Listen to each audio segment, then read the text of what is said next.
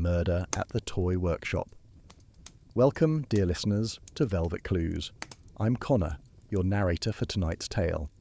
Before we begin, I'd like to ask you a question that might stir some memories. Do you remember the magic of childhood toys?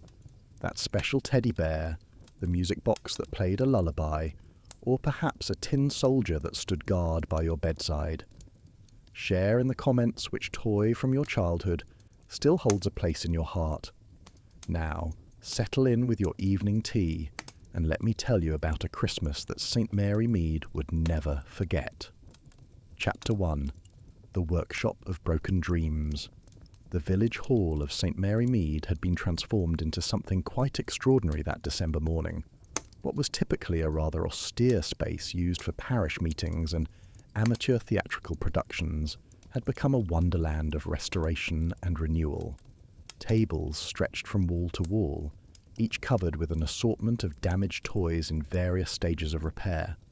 The air carried the pleasant scent of wood polish mixed with machine oil, and the gentle sounds of filing, sanding, and careful hammering created an industrious symphony. Miss Jane Marple stood at her assigned workstation, carefully reattaching the arm of a cloth doll with precise, neat stitches.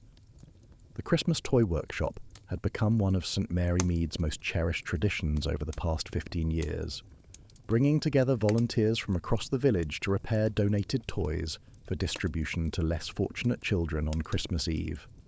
It was, Miss Marple reflected, one of those rare occasions where human nature showed its better angels. At the centre of all this activity, like a conductor directing an orchestra, stood Mr. Arthur Finch. The retired clockmaker moved from table to table with surprising agility for a man of 73, his practised eye immediately identifying what needed attention. His thin fingers, still remarkably steady despite his years, could coax life back into the most hopeless mechanical toys. A wind-up monkey that hadn't danced in decades would suddenly spring to action under his ministration. A music box that had been silent for years would once again play its tinkling melody. "Remarkable work as always, Mr. Finch," the vicar said, pausing to admire a Victorian automaton that the clockmaker had just restored to working order. The small figure of a violin player now moved its bow across the strings with fluid grace, producing a delicate tune from the hidden music box within its base. Finch adjusted his wire-rimmed spectacles and smiled modestly. "These old pieces were built to last, Vicar. They simply need someone who understands their mechanisms. Modern toys, all plastic and batteries, those are the real challenge. No soul in them, if you understand my meaning." Miss Marple observed this exchange with interest while continuing her needlework. She had noticed over the years how Mr. Finch seemed to reserve his greatest enthusiasm for the antique toys that occasionally appeared among the donations. His eyes would light up when someone brought in an old German clockwork train or a set of Victorian tin soldiers. He handled these pieces with an almost reverent care that went beyond mere professional interest. The workshop had grown considerably since its humble beginnings. What had started as a small gathering of 5 or 6 volunteers had expanded to involve nearly 30 people from the village and surrounding areas. The wealthy families from the grand houses on the outskirts of St. Mary Mead had begun clearing their attics, donating toys that had belonged to generations of children. Some pieces were genuine treasures, worth considerable sums to collectors, but all were meant for the same noble purpose of bringing joy to children who might otherwise receive nothing at Christmas. Mrs. Catherine Morrison worked quietly at the table adjacent to Miss Marple's, painting the face of a wooden puppet with careful strokes. She was a relatively new volunteer, having joined only this year, but she had thrown herself into the work with remarkable dedication. Miss Marple had noticed that she seemed particularly drawn to the more delicate items, the music boxes and dolls that required gentle handling. "Your painted details are quite exquisite, Mrs. Morrison," Miss Marple commented, admiring the puppet's newly restored features. Mrs. Morrison looked up with a sad smile. "Thank you, Miss Marple. I used to paint with my daughter. She loved creating little worlds with her toys." Her voice carried a weight of grief that Miss Marple recognised all too well. The loss of a child left a particular kind of sorrow that never quite faded. As the morning progressed, more donations arrived. Colonel Bantry's estate had sent several boxes of toys from their attic, and Mrs. Hartnell brought in a collection of dolls that had belonged to her grandmother. Each arrival was carefully catalogued by Finch in his ledger, noting the condition and estimated age of every piece. Organisation is essential, Finch explained to a new volunteer. We must ensure fair distribution. The finest pieces should go to the children who will appreciate them most. Miss Marple found this philosophy admirable, though she couldn't help but notice that Finch's definition of finest pieces seemed quite specific, and that his ledger contained remarkably detailed descriptions of certain items, while others received only cursory mentions. Still, after 15 years of dedicated service, who could question his methods? The workshop ran smoothly under his supervision, and hundreds of children had benefited from his expertise. As the church bells chimed noon, signalling lunch break, Miss Marple gathered her things and prepared to return home. Tomorrow would be the final preparation day before the Christmas Eve distribution. She paused at the door to look back at the bustling workshop, at all the broken toys waiting to be mended and given new life. It was a heartwarming sight, yet something indefinable troubled her. Perhaps it was merely the approaching winter storm that the wireless had predicted, but Miss Marple had learned to trust her instincts about when something was amiss. "Until tomorrow, Mr. Finch," she called out. The clockmaker looked up from the antique doll he was examining and waved cheerfully. "Indeed, Miss Marple. Tomorrow we shall finish our good work." Chapter 2. A Crushing Discovery. The morning of December 23rd arrived with an unseasonable warmth that made the frost on the village hall windows glisten like scattered diamonds. Miss Marple arrived at precisely 9 o'clock, her prompt nature unchanged by the years, carrying a thermos of tea and wearing her most practical cardigan. The workshop should have been humming with activity by now, yet an unusual quietness pervaded the entrance hall. A small cluster of volunteers had gathered near the storage room door, their faces bearing expressions of shock and distress. The vicar stood among them, his complexion noticeably pale, speaking in low, urgent tones with Mrs. Bantry, who had evidently arrived just moments before Miss Marple. "Whatever has happened?" Miss Marple inquired, though a cold certainty was already forming in her mind that something quite dreadful had occurred. Mrs. Bantry turned, her usual cheerful demeanour entirely absent. "Oh, Jane, it's too horrible. Mr. Finch has had the most terrible accident. Young Timothy Hobbs found him when he came in early to set up the distribution tables." Timothy Hobbs, a earnest boy of 16 who helped with the heavy lifting, sat on a bench nearby, his hands trembling as he accepted a cup of tea from one of the volunteers. His face bore the shocked expression of someone who had witnessed something far beyond their experience. "The storage room," he managed to say when Miss Marple gently approached him. "The big oak shelf unit. It just completely collapsed. Mr. Finch is underneath it all. There must be hundreds of toys on top of him. I tried to move them, but there were so many, and he wasn't moving at all." Dr. Haydock emerged from the storage room at that moment, removing his spectacles to clean them with a handkerchief, a gesture Miss Marple recognised as his way of collecting himself after examining a deceased patient. His eyes met hers, and he shook his head slightly. "I'm afraid Mr. Finch is dead," he announced to the assembled volunteers. "The shelving unit appears to have fallen directly onto him. Death would have been instantaneous from the crushing injuries to his chest and skull. A tragic accident, though I must say those shelves were dangerously overloaded." Miss Marple observed the storage room entrance, noting the scattered toys that had spilled out into the corridor. Among them she could see several particularly fine pieces, including what appeared to be a set of 19th century French porcelain dolls and a magnificent German clockwork carousel. These were exactly the sort of items that Mr. Finch would have catalogued with special care. "Has anyone touched anything beyond trying to help Mr. Finch?" she inquired. "I've told everyone to stay clear until the police arrive," the vicar said. "Inspector Slack should be here shortly, though I can't imagine what there is to investigate. Those shelves have been groaning under the weight for weeks. We've added so many donations this year, and Mr. Finch insisted on storing the valuable pieces up high to keep them safe from any flooding." Mrs. Catherine Morrison stood apart from the group, her face bearing an expression that Miss Marple found difficult to read. It wasn't shock exactly, nor was it grief. There was something else there, something that reminded Miss Marple of a person watching a play reach its inevitable conclusion. "Mrs. Morrison, you arrived early this morning, didn't you?" Miss Marple asked gently. The woman started slightly, as though pulled from deep contemplation. "Yes, I wanted to finish painting the puppet show set. But when I arrived, Timothy was already here, quite distraught. I helped calm him down while someone called for Dr. Haydock." Inspector Slack arrived within the half hour, bringing with him Sergeant Lake and the familiar apparatus of official investigation. The inspector, never one for excessive sentiment, immediately took charge of the scene, ordering everyone except essential witnesses to leave the building.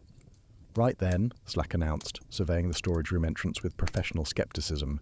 "Everyone says accident, but we'll have a proper look to be certain. These things need to be done by the book." Miss Marple remained in the main workshop area, ostensibly continuing her repair work on the cloth doll, but her attention was focused on the sounds emanating from the storage room. She could hear Inspector Slack's voice, sharp with surprise, followed by Sergeant Lake's lower tones discussing something about tool marks. After nearly an hour, Inspector Slack emerged from the storage room, his expression considerably grimmer than when he'd entered. He gathered the remaining volunteers and made an announcement that transformed the morning's tragedy into something far more sinister. "This was no accident," he stated flatly. "The shelf support brackets show clear evidence of tampering. Someone deliberately weakened the structure. The screws have been partially removed and replaced with shorter ones that wouldn't hold the weight. More than that, we found evidence of a trip mechanism, a thin wire attached to specific boxes that Mr. Finch would naturally move when accessing new donations." A collective gasp ran through the assembled volunteers. Murder was something that happened in detective novels and newspaper headlines, not in the Christmas toy workshop of St. Mary Mead. "Furthermore," Inspector Slack continued, his sharp eyes scanning each face in turn, "this would have required considerable planning and knowledge of Mr. Finch's routines. The perpetrator knew exactly which boxes he would move first, and precisely how much weight would be needed to ensure the shelf's collapse." Miss Marple set down her needlework, her mind already turning over the implications of this revelation. Someone had transformed the workshop, a place dedicated to bringing joy to children, into an instrument of murder. The careful planning suggested not a crime of passion, but cold, calculated revenge. "Inspector," she said quietly, "might I suggest examining Mr. Finch's cataloguing system? I've noticed over the years that he was particularly meticulous about certain donations." Slack nodded curtly. "Already on it, Miss Marple.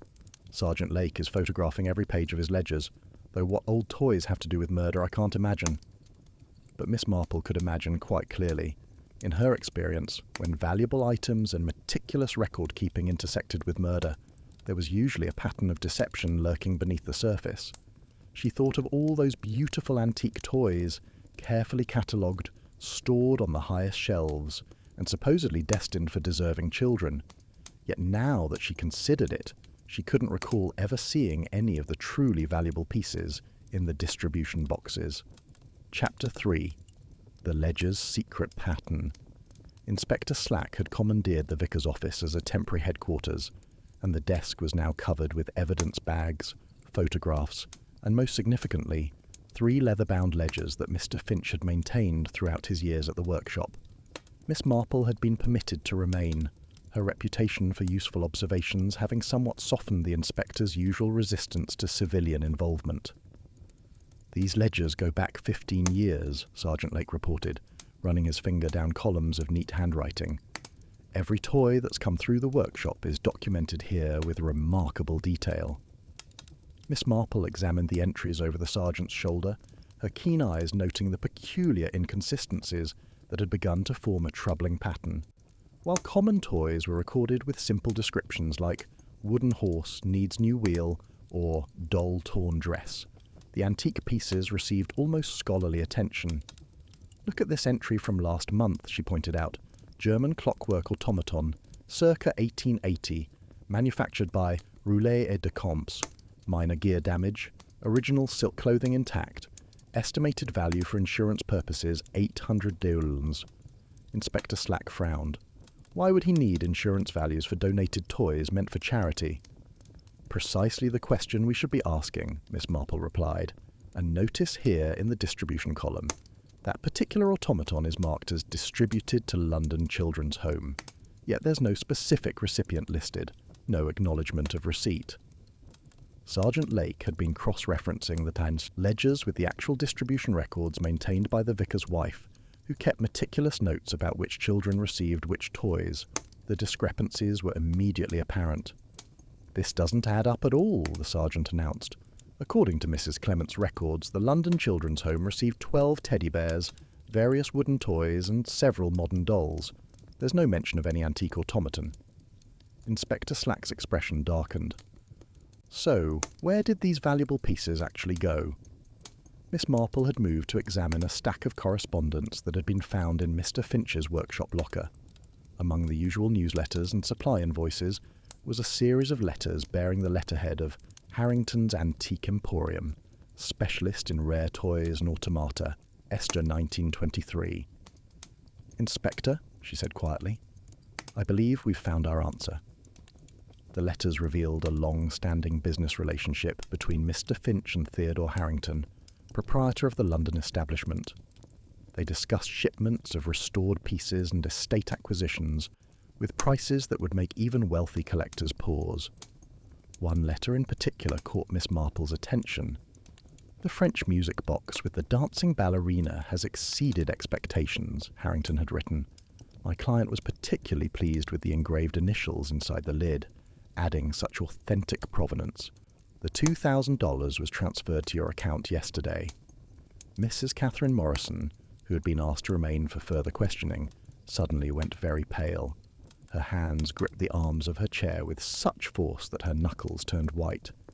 "A French music box?" she whispered. "With engraved initials?" Inspector Slack turned his attention to her.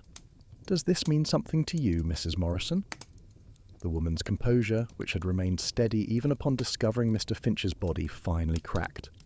Tears began to roll down her cheeks as she spoke in a voice barely above a whisper.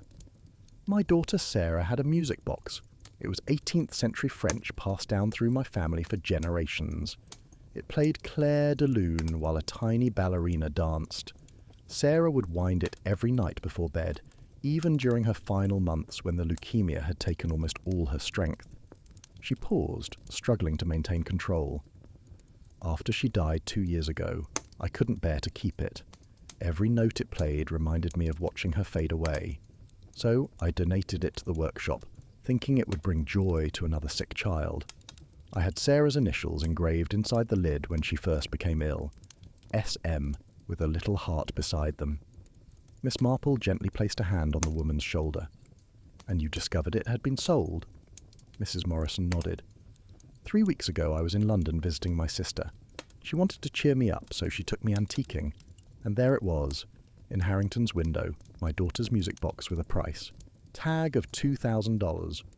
When I inquired, they told me it was part of their regular inventory, acquired from their restoration specialist in the country. The implications of this revelation settled over the room like a shroud. Mr. Finch hadn't been the dedicated volunteer everyone believed him to be. He had been systematically stealing the most valuable donations, replacing them with clever replicas, and selling the originals for considerable profit. Inspector Slack stood up abruptly. "Right. We need to get to Finch's cottage immediately. If he's been running this operation for years, there must be evidence of his forgery work." The cottage stood at the end of Church Lane, a modest dwelling that Mr. Finch had occupied since his retirement. To casual observers it appeared unremarkable, with its neat garden and well-maintained exterior. But the locked workshop at the rear of the property told a very different story. When Sergeant Lake finally managed to open the reinforced door, they discovered what could only be described as a forger's paradise. The workshop contained professional aging equipment, various stains and patinas for creating artificial wear, and dozens of reproduction parts for antique toys. A shelf held several music boxes in various stages of aging, and a workbench displayed the tools necessary for creating convincing replicas. "He wasn't just stealing," Miss Marple observed, examining a half-finished reproduction of a Victorian doll.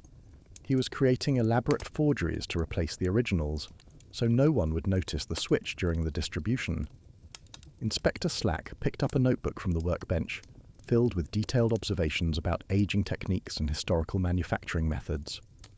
The man was a genuine artist, I'll give him that. These replicas would fool anyone but an expert. But not a grieving mother who knew every scratch and imperfection on her daughter's most treasured possession, Miss Marple said softly. Mrs. Morrison had remained at the village hall, but her presence seemed to permeate the workshop. On one wall hung a detailed diagram of various toy mechanisms, annotated in Finch's precise handwriting. But tucked behind it, almost hidden, was something that made Inspector Slack whistle in surprise. It was a photograph from a London newspaper's society page, showing Mr. Finch at an antique dealer's gala, champagne glass in hand, standing beside Theodore Harrington. The caption read, "Restoration Specialist Arthur Finch discusses his remarkable finds with grateful client Theodore Harrington." "He wasn't even trying to hide it," Sergeant Lake said in disgust. "He was celebrating his theft publicly." Miss Marple studied the photograph, noting the date. This was taken just 2 months ago, shortly after Mrs. Morrison would have discovered her daughter's music box in Harrington's shop. She turned to Inspector Slack. "Inspector, I think we need to have another conversation with Mrs. Morrison, and perhaps we should examine her late husband's professional background. If I recall correctly, he was in the construction business." Chapter 4. Tools of Revenge. The afternoon sun cast long shadows across the village as Inspector Slack's car pulled up outside the Morrison residence, a well-maintained cottage on Vicarage Road. Miss Marple accompanied him, her presence requested specifically after her observations at Finch's workshop. The house stood surrounded by a meticulously kept garden, with a large shed at the rear that immediately drew the inspector's attention.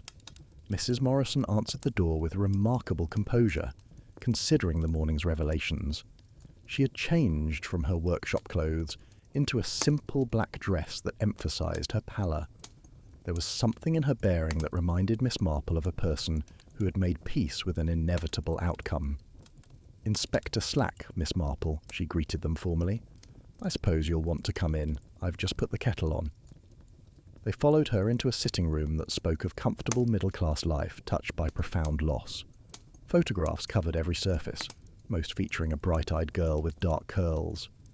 Sarah at various ages, from giggling toddler to serious adolescent, though none appeared to be from her final months. "Your husband was in construction, I understand," Inspector Slack began without preamble. Mrs. Morrison poured tea with steady hands. "Yes, Robert had his own firm, Morrison Construction. He specialised in historical restoration work, actually. Churches, old manor houses, that sort of thing. He passed away 4 years ago, heart attack at his desk. Sarah always said he worked too hard." Miss Marple accepted her cup, noting the workshop manuals on a bookshelf, mixed among novels and gardening guides. He must have been very knowledgeable about structural engineering. Oh yes, Robert could look at any building and tell you exactly where the load-bearing points were, which walls could be removed, where the weak spots might develop over time. Mrs. Morrison's voice carried a note of pride. "He taught me quite a bit, actually. I used to help with the business accounts and learned to read his blueprints." Inspector Slack set down his teacup with deliberate care. "Mrs. Morrison, I need to examine your garden shed." The woman didn't flinch. "Of course, Inspector, the key is on the hook by the back door." The shed proved to be extraordinarily well organised, with tools hanging in designated spots and shelves of carefully labelled boxes. It was immediately apparent that this was more than a simple garden storage space. Inspector Slack's attention was drawn to a workbench where metal files lay beside sheets of sandpaper of various grades. "These files," he said, holding one up to catch the light. "They match the tool marks on the shelf brackets at the village hall." Mrs. Morrison had followed them outside, standing in the doorway with her arms crossed. "Those are Robert's tools. I use them for various household repairs." Sergeant Lake, who had been examining the higher shelves, carefully brought down a roll of papers. "Inspector, you'll want to see these." The papers revealed detailed diagrams of the village hall storage room, complete with measurements, weight calculations, and structural analysis. The oak shelving unit was drawn from multiple angles, with notations about load distribution and stress points. Red marks indicated where cuts should be made to weaken the supports while maintaining temporary stability. "This is remarkably thorough work," Miss Marple observed. "The calculations show precisely how much weight would be needed to trigger a collapse, and exactly where someone would need to stand to avoid being caught in the fall. Inspector Slack turned to face Mrs. Morrison directly. "You planned this meticulously, didn't you? Every detail calculated, every possibility accounted for." Mrs. Morrison walked to a small stool in the corner and sat down slowly, as though her legs could no longer support her. "Have you ever watched your child die slowly, Inspector? Have you sat beside their bed for months, watching them fade away piece by piece, unable to do anything but hold their hand and pretend everything will be all right?"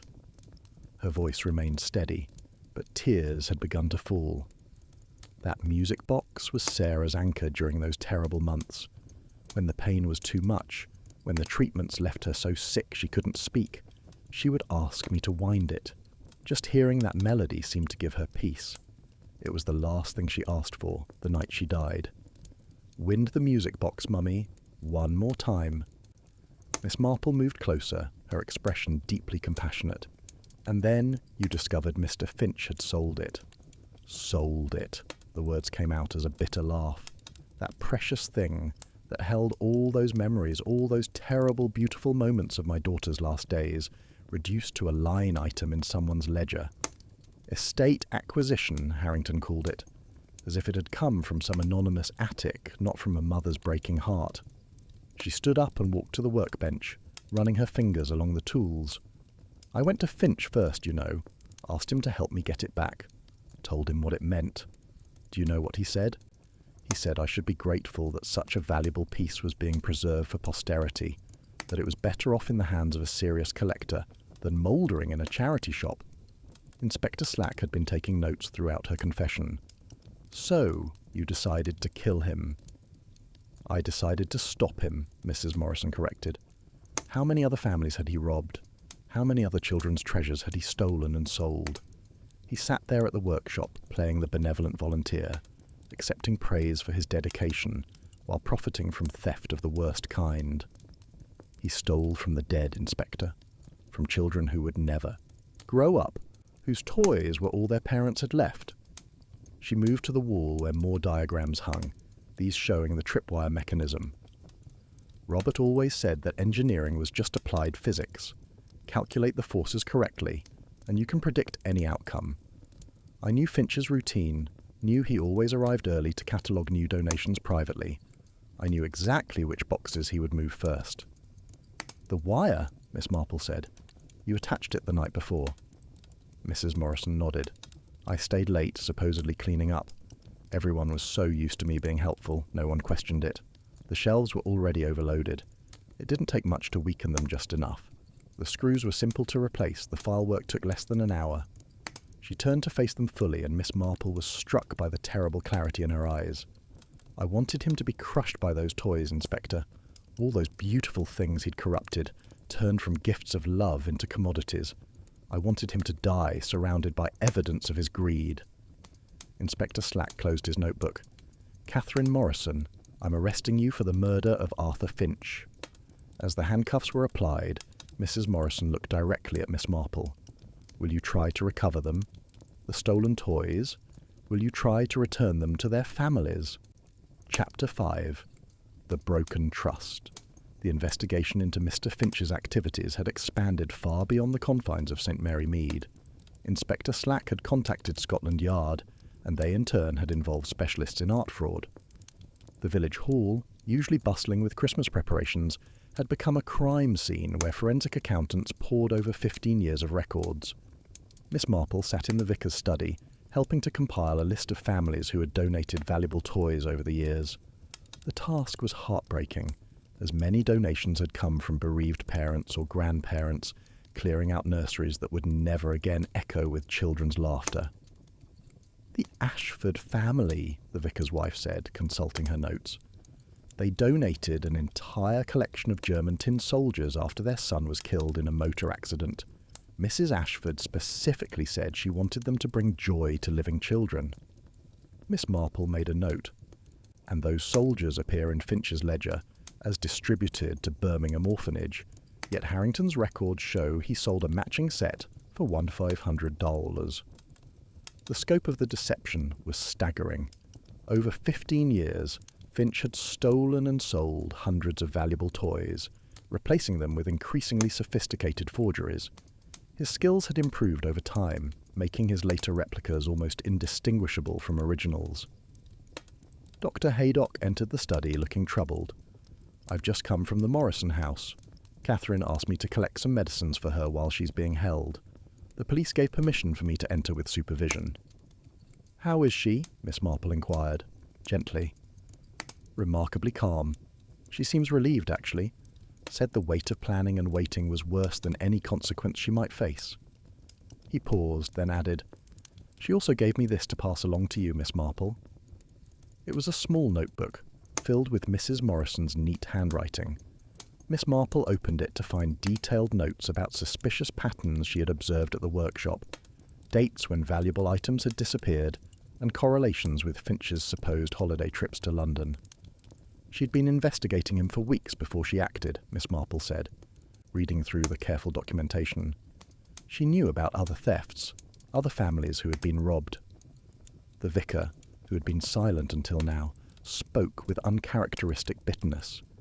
How did we not see it? All these years we praised him, held him up as an example of Christian charity, and all the while he was stealing from the very people he pretended to serve. "He was very clever," Miss Marple replied. "He chose his victims carefully, families too grief-stricken to follow up on their donations, or wealthy enough not to miss what they'd given away. And by replacing items with forgeries, he avoided immediate detection." Inspector Slack returned from London that evening with disturbing news. Theodore Harrington had been arrested and his shop's records seized. The connection between him and Finch went back 20 years, predating even the toy workshop. "They were partners from the beginning," Slack reported. "The whole workshop idea was Finch's way of creating a steady supply of valuable items. Harrington had clients all over the world, collectors who didn't ask too many questions about provenance." Sergeant Lake added, "We've found evidence of at least 300 transactions totaling nearly £500,000. Finch had several bank accounts under various names." The village was reeling from the revelations. The Christmas toy workshop, symbol of community generosity and goodwill, had been corrupted from its very inception. Trust, Miss Marple reflected, once broken was almost impossible to fully restore. That evening she visited Mrs. Morrison at the police station. The woman sat in her cell with remarkable dignity, reading a book of poetry that her sister had brought. "Miss Marple," she greeted her visitor, "thank you for coming. I wanted you to know that we're working to recover as many of the stolen items as possible," Miss Marple said. "Your daughter's music box has been found and will be returned to you." Mrs. Morrison's composure finally cracked. She pressed her hands to her face and wept, her shoulders shaking with the force of her grief. "I don't want it back," she said, when she could speak again. "How could I bear to hear it play now? Knowing what I've done.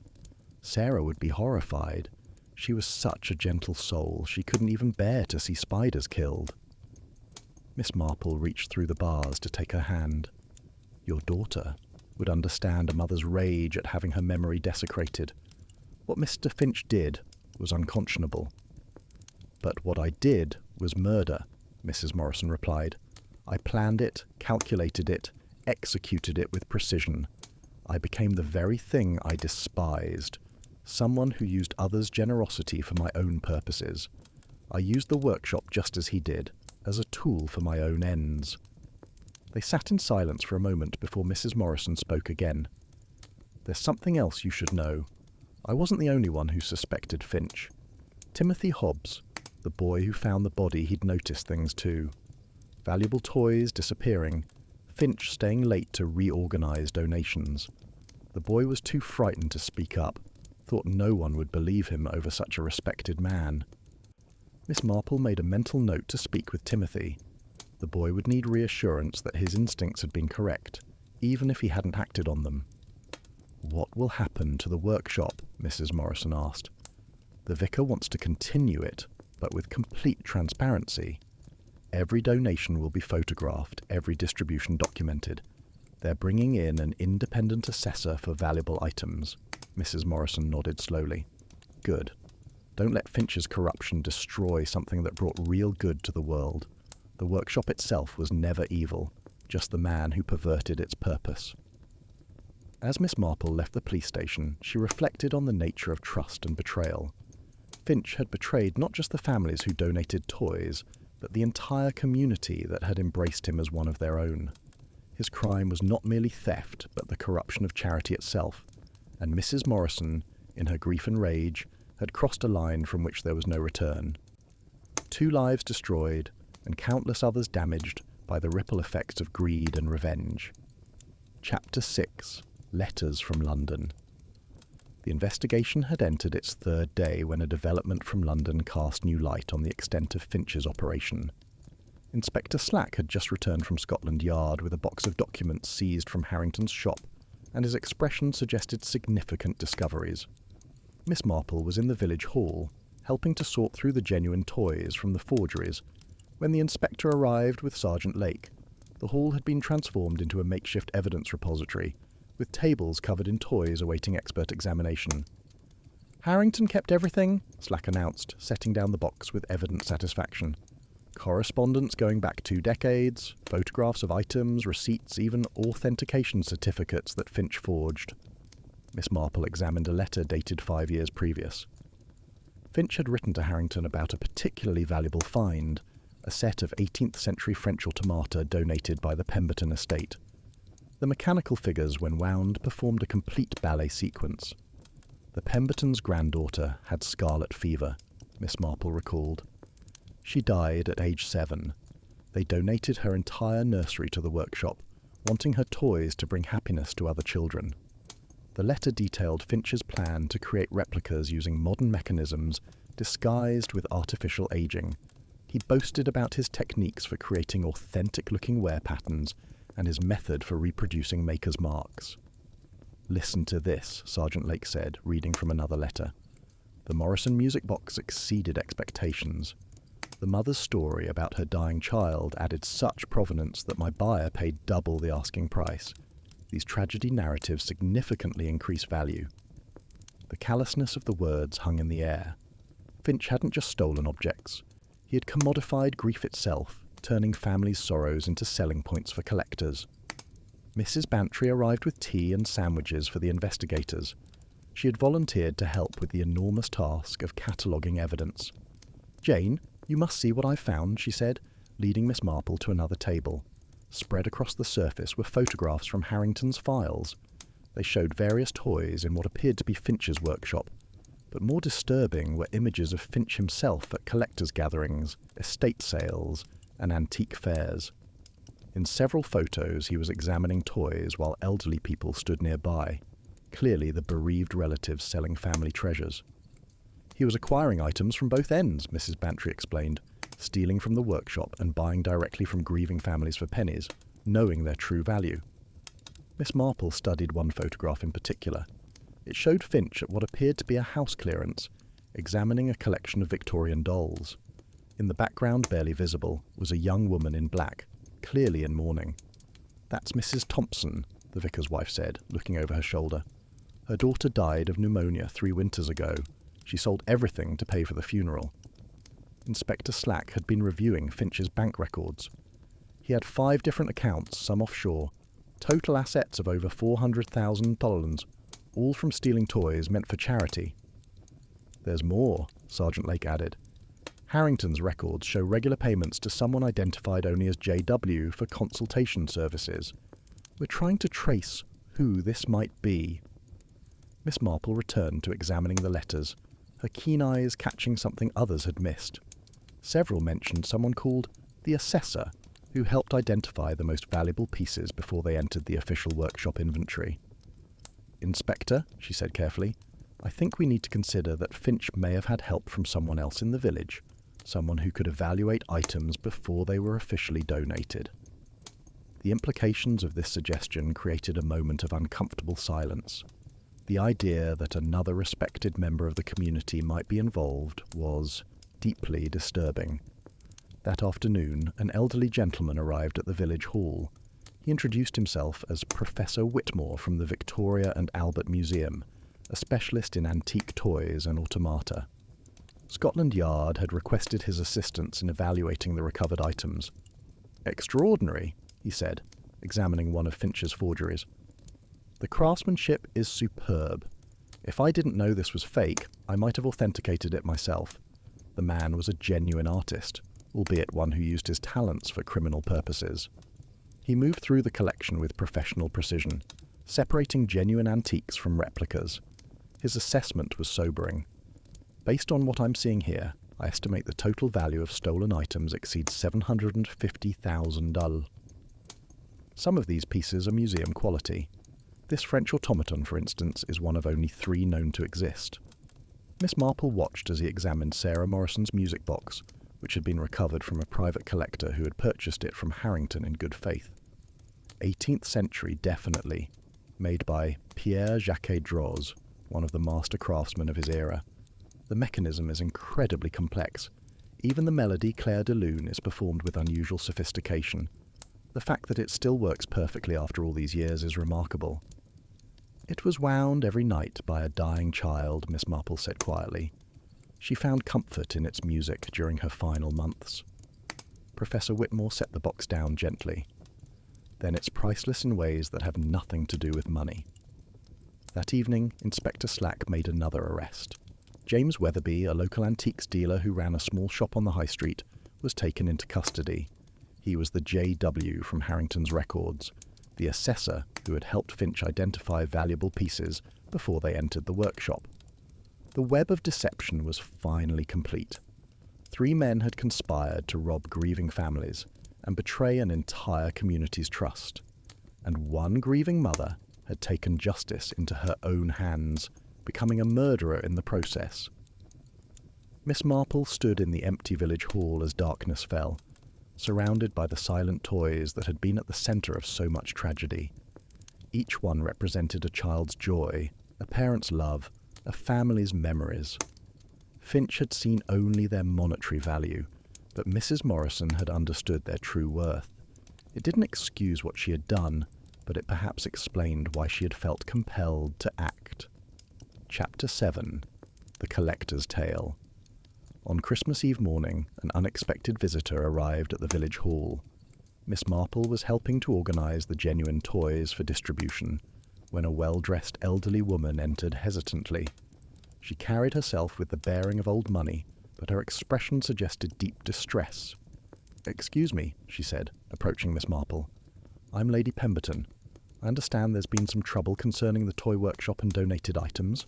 Miss Marple recognized the name immediately. The Pemberton estate had been one of the most generous donors over the years, contributing countless valuable toys after family tragedies. "Lady Pemberton," she said gently, "please, sit down. I'm afraid the news is rather distressing."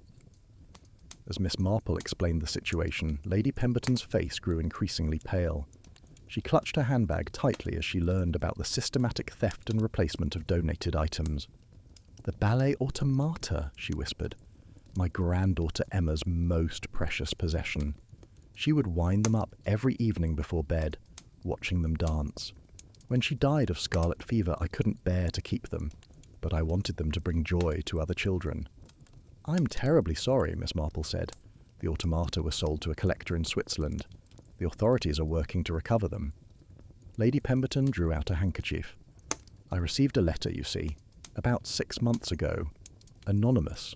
It suggested I might want to visit Harrington's shop in London if I wished to see Emma's toys again. I thought it was a cruel joke." This was new information. Miss Marple leaned forward with interest. "You didn't investigate?" "My nephew did. He went to London and saw several items in the window that looked familiar. But when he inquired, Harrington said they were legitimate purchases from estate sales. We had no proof they were Emma's toys." Inspector Slack had been listening from across the room. He approached with his notebook ready. "This anonymous letter, do you still have it?" Lady Pemberton produced an envelope from her handbag.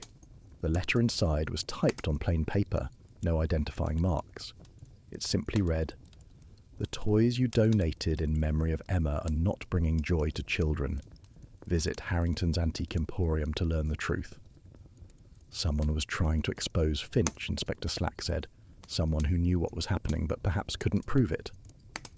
Miss Marple examined the letter carefully.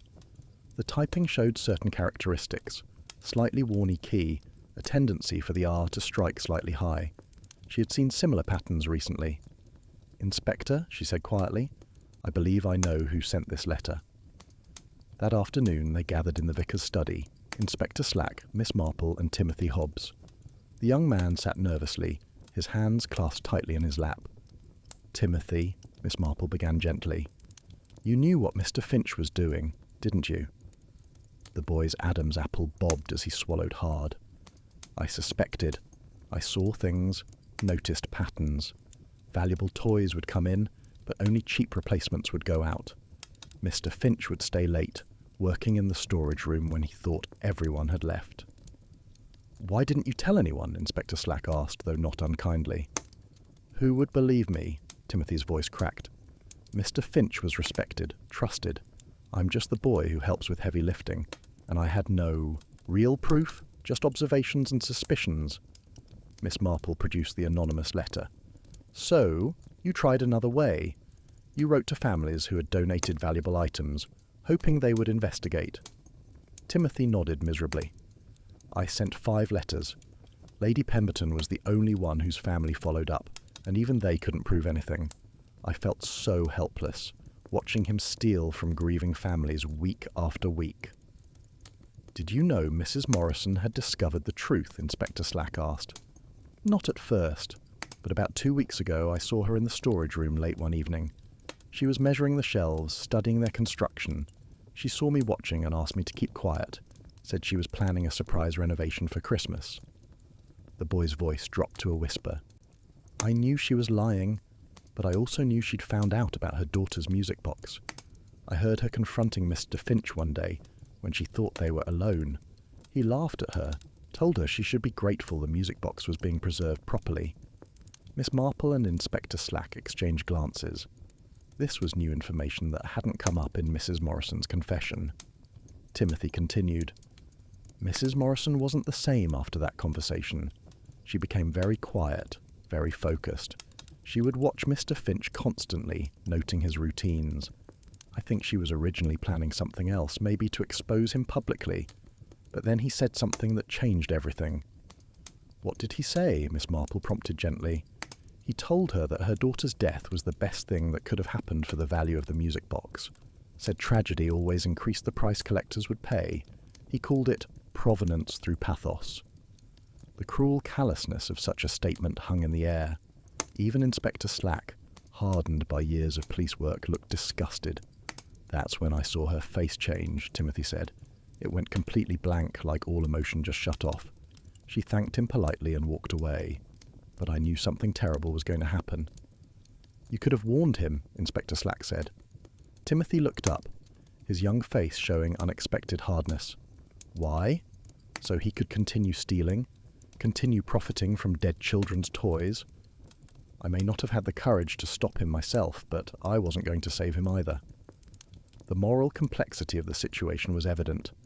A boy who knew about planned murder and did nothing. A woman driven to kill by unbearable cruelty. A community betrayed by someone they trusted. There were no clear heroes in this tragedy, only victims and degrees of guilt. Professor Whitmore entered the study with his final assessment. "I've completed my evaluation of the 300 valuable items that passed through the workshop over 15 years. We've recovered evidence of 212. The rest are either still in private collections or have disappeared entirely." "Can they be recovered?" Lady Pemberton asked hopefully. "Some, perhaps. The legal process will be complex. Many were purchased in good faith by collectors who had no knowledge of their true origin. It could take years to sort out proper ownership." As the afternoon wore on, families began arriving to collect the genuine toys that would be distributed to children that evening. The workshop tradition would continue, but under new management and with complete transparency. The vicar had announced that every donation would be photographed and documented, with valuable items sold openly, and the proceeds used to buy new toys. Miss Marple watched as volunteers carefully wrapped presents, each tagged with a child's name. Despite everything that had happened, the original purpose of the workshop, bringing joy to children in need, would continue. It was perhaps the only positive thing to emerge from the tragedy. Chapter 8. Christmas Eve Confessions. The church bells of St Mary Mead were ringing for the Christmas Eve service when Miss Marple made her way to the police station. She carried a small package wrapped in brown paper, and her expression was thoughtful. Inspector Slack had remained in the village to complete his investigation, and she found him in the temporary office surrounded by evidence boxes and paperwork. "Miss Marple," he greeted her, "I thought you'd be at the church service." "I shall attend the midnight service," she replied. "But first, I wanted to discuss something with you. There's an aspect of this case that troubles me." Slack leaned back in his chair. "The boy, Timothy?" "Yes. His silence about Mrs. Morrison's intentions is problematic. Legally speaking, he had no obligation to report suspicions, but morally it's a grey area." "Actually, Inspector, I was thinking about the timing of everything. Mrs. Morrison discovered her daughter's music box 3 weeks ago. She confronted Finch 2 weeks ago, but the actual preparation for the murder began only 5 days ago." "So, what triggered the acceleration?" Slack mused. Miss Marple produced a diary from her package. "This is Sarah Morrison's diary. Her mother gave it to me when I visited her yesterday. She wanted someone to understand fully why she acted when she did." The diary was heartbreaking to read. Sarah had documented her illness with the clarity of a child who understood she was dying.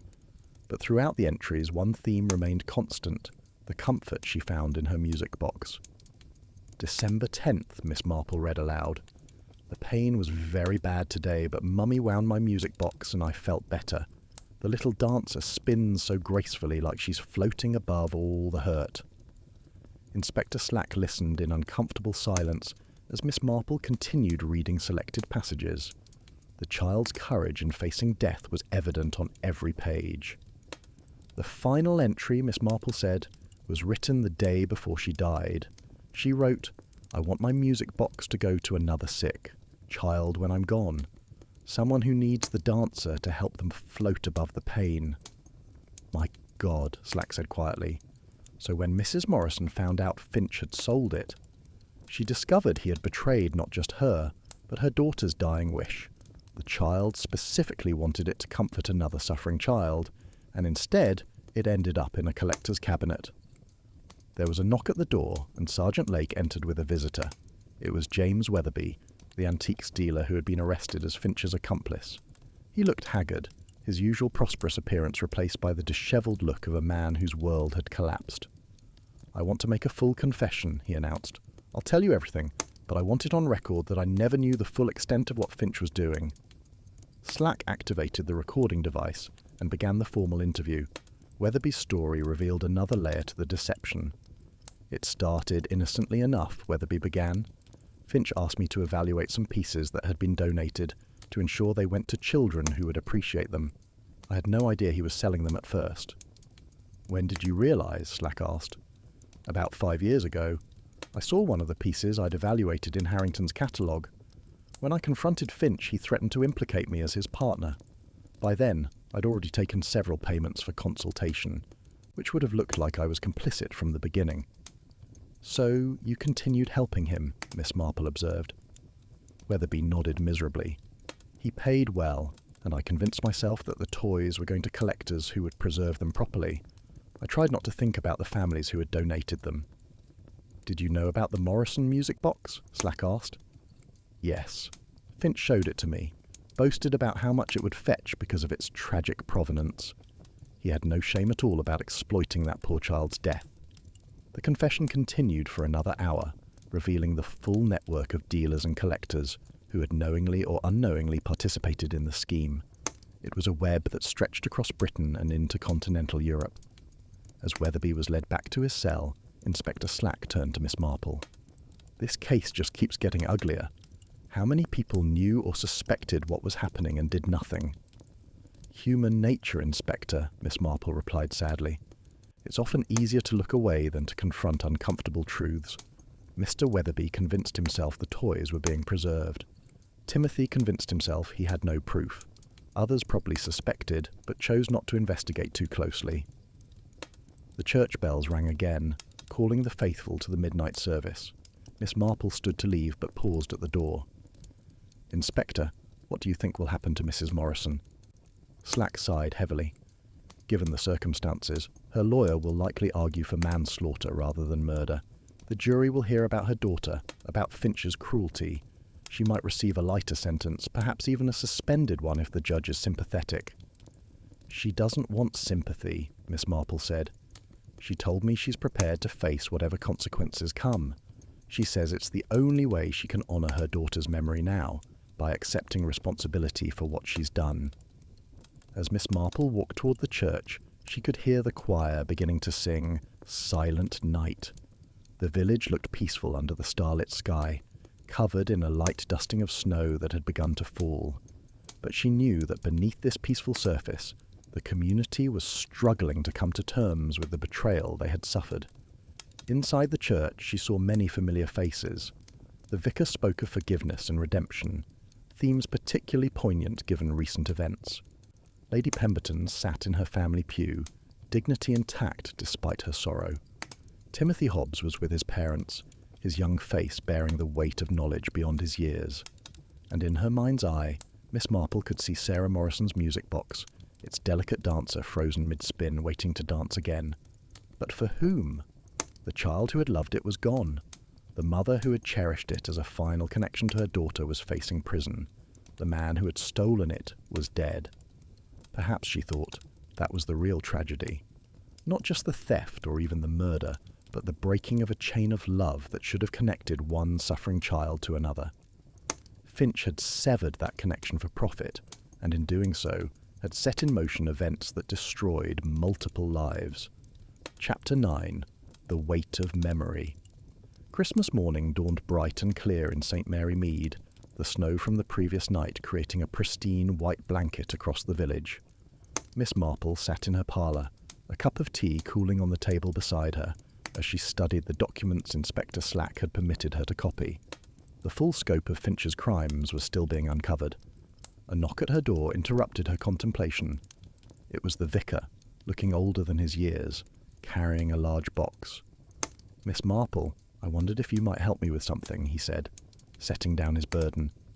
"These are letters that have been arriving at the vicarage since the news broke. Families who donated toys over the years, wanting to know if their items were stolen." Miss Marple opened the box to find dozens of envelopes, some already opened, others still sealed. The vicar had been attempting to respond to each one, but the task was overwhelming. "This one particularly troubles me," he said, handing her a letter written in shaking handwriting. It was from an elderly woman in Scotland. Her grandson had died in the war, and she had donated his entire toy collection, including a set of lead soldiers he had painted himself. She wanted to know if they had truly gone to children, or if they too had been sold. "The painted soldiers," Miss Marple said, remembering. "I saw those in Finch's ledger. He noted they were amateur work, no commercial value. They were actually distributed to the children's home in Manchester." Relief crossed the vicar's face. So not everything he touched was corrupted. "No," Miss Marple agreed. "His greed was selective. He only stole what would bring significant money. In a strange way, the less valuable toys, the ones with only sentimental worth, were safe from him." They spent the morning going through letters, cross-referencing with the ledgers and distribution records. It was painstaking work, but necessary for the community's healing. Some families received good news. Their donations had reached children as intended. Others learned their treasures had been sold, and the process of recovery would be long and uncertain. Around midday, Dr. Haydock arrived with news from the hospital. "Mrs. Morrison has been transferred to the prison infirmary. She's not eating, barely sleeping. The weight of what she's done is crushing her." Miss Marple set down the letter she was reading. "Has she had any visitors?" "Her sister came yesterday, and surprisingly Lady Pemberton visited this morning." This was unexpected. Miss Marple looked up with interest. "Lady Pemberton visited Mrs. Morrison?" "Yes. They spoke for about an hour. Whatever was said, Mrs. Morrison seemed calmer afterward. She finally ate something." That afternoon, Miss Marple called on Lady Pemberton. She found her in the drawing room of Pemberton Hall, surrounded by photograph albums. "Miss Marple," Lady Pemberton greeted her. "I suppose you've heard about my visit to Mrs. Morrison." "I was surprised," Miss Marple admitted, "given that Finch stole your granddaughter's automata." Lady Pemberton turned a page in the album, revealing a photograph of a young girl with a radiant smile surrounded by toys. That's Emma. She would have been 23 this year if she had lived. She closed the album gently. When I learned what Mrs. Morrison had done, my first reaction was horror. Then I read about her daughter, about the music box, about Finch's cruel words, and I realized something. Yes, Miss Marple prompted gently. If someone had sold Emma's toys and then mocked her death, if they had turned her suffering into a selling point for collectors, I don't know what I might have done. The rage Mrs. Morrison must have felt, I understand it completely. She stood and walked to the window, looking out at the snow-covered grounds. I told her that I forgave her, not for killing Finch, that's not mine to forgive, but for what she had become. I told her about Emma, about how she would have understood a mother's grief driving her to extremity. That was very kind of you, Miss Marple said. Was it, or was it selfish? I needed her to know that someone understood, that she wasn't alone in her grief. We're a strange sisterhood, we mothers who have lost children. We understand things others cannot. Miss Marple was quiet for a moment, then asked, "The automata, if they're recovered, what will you do with them?" Lady Pemberton smiled sadly. "I've been thinking about that. Emma wanted them to bring joy to children. I think I'll donate them to a museum where children can watch them dance. But this time, I'll oversee it personally. No intermediaries, no trusted volunteers. I've learned that lesson." That evening, Inspector Slack called with significant news. "We've arrested Theodore Harrington's assistant in London, a young man named Peter Cromwell. He's been singing like a canary trying to reduce his own charges." "What has he revealed?" Miss Marple asked. The network was even larger than we thought. Finch was supplying not just Harrington, but 3 other dealers in London and 2 in Paris. The total value of stolen goods exceeds £1 million. The enormity of the crime was staggering. What had started as one man's greed had become an international criminal enterprise, all built on the theft of children's toys donated in good faith. "There's something else," Slack continued. "Cromwell says Finch was planning to retire next year. He was going to recommend Timothy Hobbs as his replacement at the workshop, having groomed him to continue the operation." Miss Marple felt a chill that had nothing to do with the winter weather. But Timothy was trying to expose him. Exactly. Either Finch completely misread the boy, or Timothy was playing a deeper game than anyone realized. We need to question him again. But when they went to find Timothy, they discovered he had left the village that morning, supposedly to visit relatives in Wales. His parents seemed genuinely surprised by his sudden departure. A search of his room revealed something disturbing, a notebook filled with detailed observations not just of Finch's crimes, but of the entire workshop operation. Notes on security weaknesses, volunteer schedules, and most troubling evaluations of donated items' potential value. "My God," Inspector Slack said. "Was he planning to take over Finch's operation?" Miss Marple studied the notebook carefully. "Or," she said slowly, "was he gathering evidence for a complete exposure? Look at these notes. They're not just about valuable items. They document every aspect of the fraud, including names of the likely receivers of stolen goods. The ambiguity of Timothy's intentions added another layer of complexity to an already tangled case. Had he been a would-be hero or a criminal in training? The answer might never be fully known. Chapter 10. The Clockwork Stops. The day after Christmas, St. Mary Mead woke to news that would provide the final chapter in the tragedy of the toy workshop. Timothy Hobbs had been found at Dover, attempting to board a ferry to France with a suitcase containing nearly $50,000 in cash and several valuable antique toys that had been reported missing from the workshop. Miss Marple received this news from Inspector Slack, who had driven down from London after the arrest. They sat in the police station, Timothy in custody in the next room as the full truth finally emerged. "He's confessed everything," Slack said, his expression mixing disgust with grudging admiration. "The boy played everyone, including Mrs. Morrison." The story Timothy told was one of calculated opportunism. He had indeed discovered Finch's crimes early on, but rather than expose them, he had seen an opportunity. He began his own parallel operation, stealing items that Finch had overlooked, selling them through different channels. But the anonymous letters to the families? Miss Marple asked. Misdirection. He knew they would lead nowhere but would make him appear to be trying to help if anyone discovered he knew about Finch's crimes. He was building an alibi for his own innocence. The depth of the deception was breathtaking. Timothy had used his position as the helpful young volunteer to access toys before even Finch could evaluate them.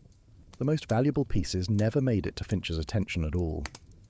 The morning he discovered Finch's body, Slack continued, he was actually there to remove evidence of his own thefts. He had keys to the storage room, made copies months ago. Finding the body was genuinely unexpected. Miss Marple felt a deep sadness. The boy she had seen as a victim was actually another predator, perhaps even more calculating than Finch himself because of his youth and apparent innocence. What about his claim that Mrs. Morrison was planning the murder, she asked. That appears to be true.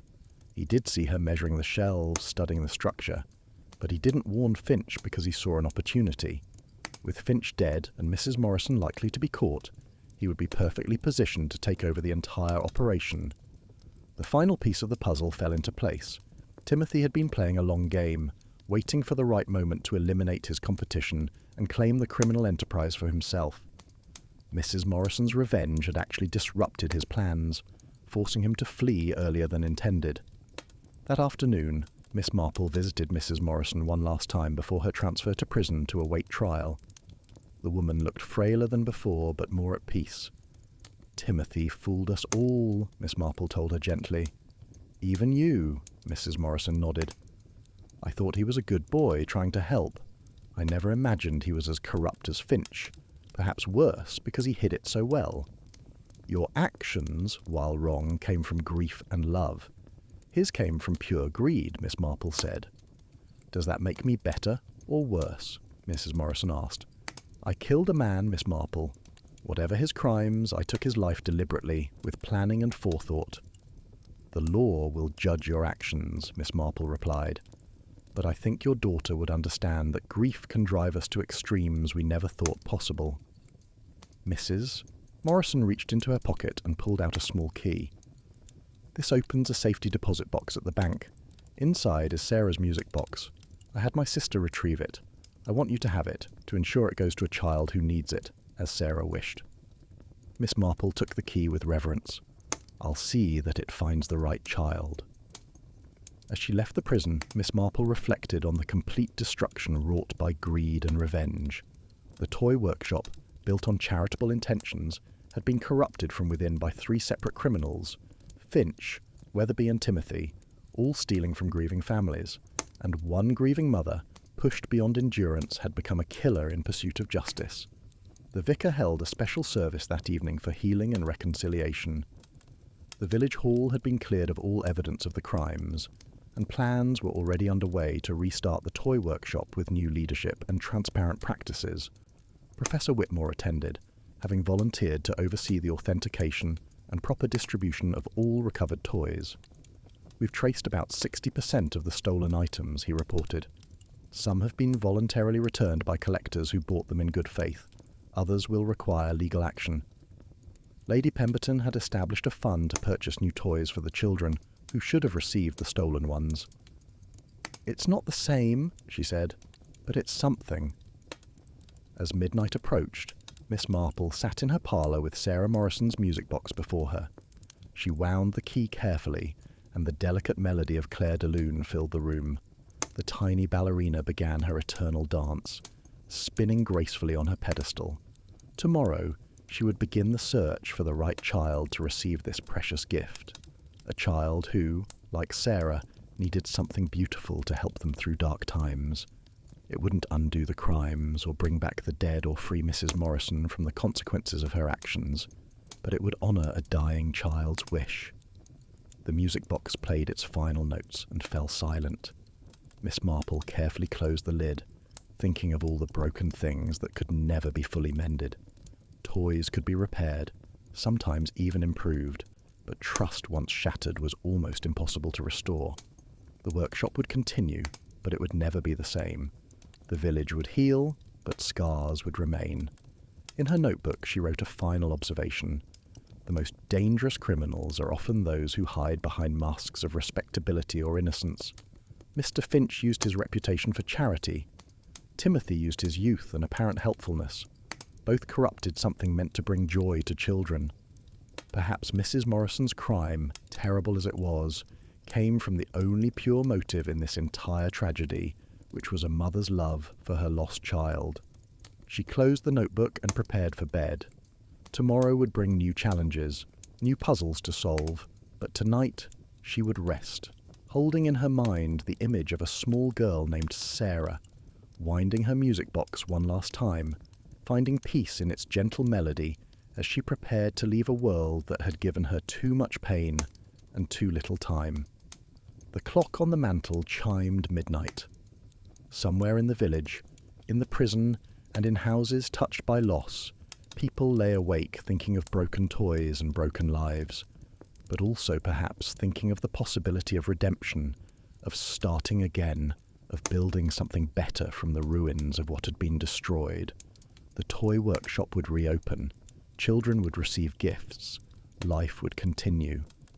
But the memory of what had happened, the weight of all those stolen treasures and shattered trust, would linger like the echo of a music box melody, beautiful and sad, a reminder of innocence lost and the terrible price of both greed and revenge.